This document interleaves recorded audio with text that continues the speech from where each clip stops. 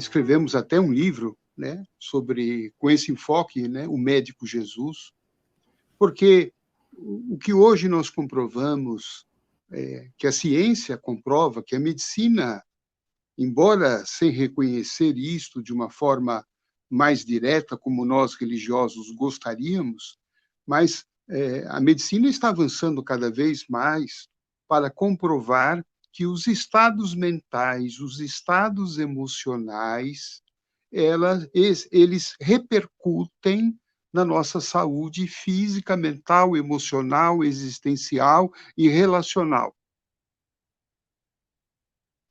Então, quando nós verificamos que a medicina não é apenas a ciência de curar o corpo físico, mas que investiga as causas da enfermidade que estão além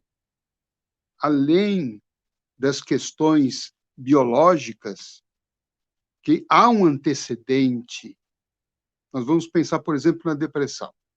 Disse que a depressão é um desarranjo neuroquímico do cérebro. Pois bem, ninguém vai discutir isso do ponto de vista da ciência.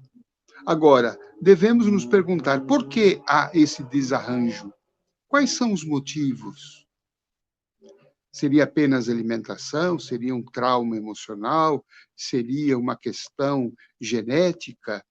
Ou há alguma coisa dentro de cada um de nós que está desencadeando esse desequilíbrio neuroquímico? E aí, então, nós vamos começar a corresponder, começar a entender por que Jesus tem um papel preponderante. Quer dizer, não Jesus em si, mas a mensagem que ele nos trouxe. Por que ele se rotula, né, nesta mensagem? Particularmente, eu acredito, aí uma opinião pessoal minha, que esta mensagem, esse item 7 do capítulo 6º do Evangelho segundo o Espiritismo, é uma mensagem do próprio Cristo. Porque quem é o médico das almas? É ele. Então, nós percebemos por que que se coloca, porque a mensagem dele é a mensagem que dá a cada um de nós o senso da harmonia, porque doença, do ponto de vista, vamos assim dizer, geral, comum, a doença é a perda do nosso equilíbrio, é uma perda relativa da nossa harmonia.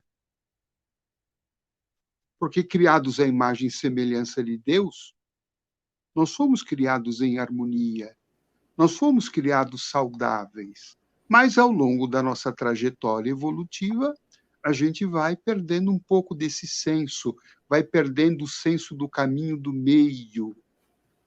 A gente vai muito para os extremos, para os desequilíbrios, né, para o excesso das paixões, como está no Evangelho segundo o Espiritismo e o Livro dos Espíritos. Quer dizer, são os excessos, os extremos que nos levam, que nos distanciam do centro nosso, que é um centro de paz, de equilíbrio, de saúde. Quando nós nos apartamos desse centro, geramos estados de desequilíbrio que alteram a bioquímica do corpo físico. Altera o sistema hormonal, o sistema digestivo, o sistema endócrino, o sistema e todos os sistemas, sobretudo o sistema imunológico. Sobretudo o sistema imunológico.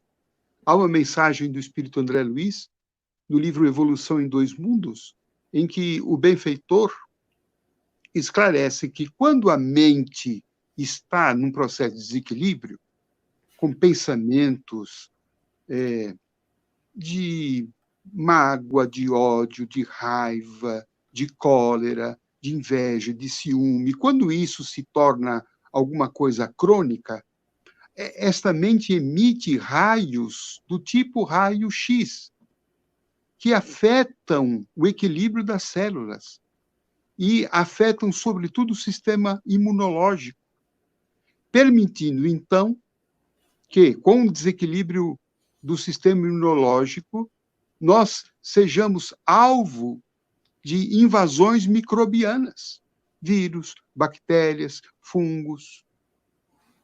E outros desequilíbrios hormonais, circulatórios, né? Uma crise de cólera acarreta um desequilíbrio circulatório.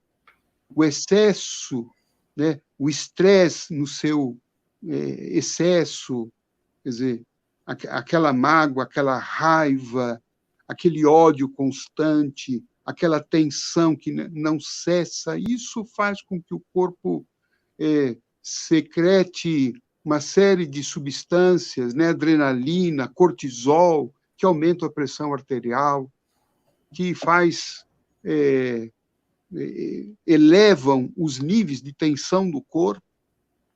Então, nós vamos verificar como que as mensagens de Jesus, as mensagens que estão lá no Evangelho, no Sermão da Montanha, bem-aventurados os brandos, os pacíficos, os simples, os humildes, né? Aqueles que perdoam, aqueles que são leves, aqueles que são tranquilos, que são tolerantes, como isto se reverte em termos de equilíbrio físico, mental, emocional. Então, eu tenho para mim que Jesus é o grande médico e o remédio dele não é apenas a imposição dele. A gente vê Jesus apenas do ângulo de alguém que vem de fora e que impõe as mãos e faz um milagre em mim. A gente gosta muito desse Jesus. Mas há uma faceta de Jesus que é muito maior do que isso, que é muito mais ampla, que é a receita que ele nos deu. Uma receita que ela é, ao mesmo tempo, preventiva e curativa. Preventiva e curativa. E essa receita, creio eu, para responder a sua pergunta, são os princípios ali que estão no seu evangelho, nas virtudes do amor, do perdão, da tolerância, da fraternidade, da humildade. E quando nos falta isso, nós vamos identificar nessa mensagem quando ali Jesus vem dizer o que é que nos desequilibra, o que é que nos deixa doente, e a linguagem metafórica aqui, alegórica do texto, é quais são os monstros que estão sugando o nosso sangue.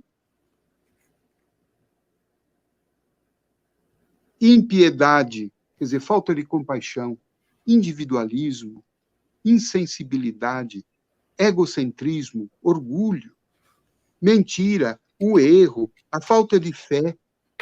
Estes são os monstros que minam a nossa saúde.